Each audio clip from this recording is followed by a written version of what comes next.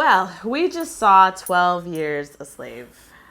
And let me just say it was a fantastic ride, but it was quite an emotional ride. And on just a broad level, I mean, despite the subject matter, it really was probably one of the best movies I've ever seen. Just if you break down how you're supposed to write a screenplay, how you're supposed to make a good film, it was just a beautiful piece of filmmaking. It was amazing. The acting was like, if I had Oscars, like a bag of Oscars, I would just put it right on that stage. Oscars for everybody.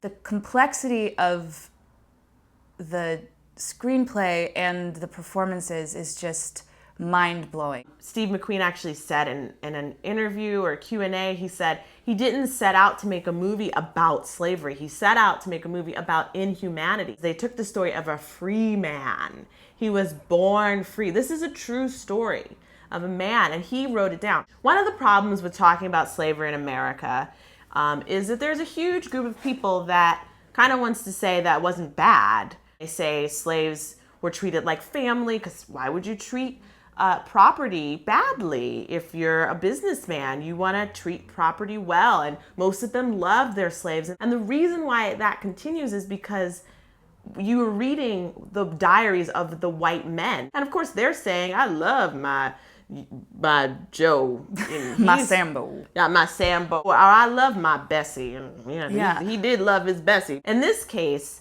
we get a first-hand account from a man who was a slave. You connected with him as a human on every level. And somehow Steve McQueen makes you connect with even the villains in this movie on a very personal, individual level. And they're representative of a lot more, and you can read into that and you can learn a lot from that.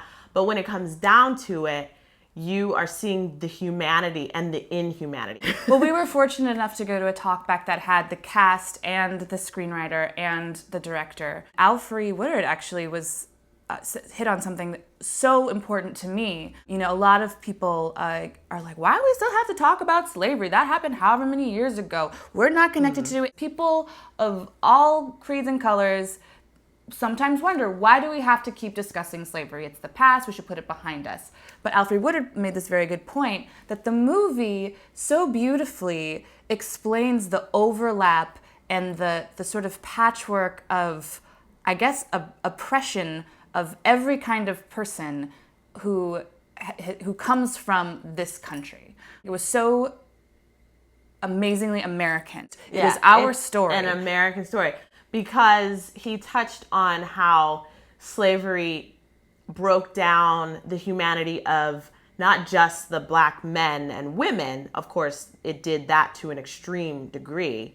But it even broke the humanity of the owners and the overseers. To be a part of that system meant that you had to put aside so much of your morality, ethics, and your soul. Mm-hmm. I mean, he really delved into sold your soul to the devil. And the other thing Alfrie said was that our country was a slave economy for 300 years. From the beginning.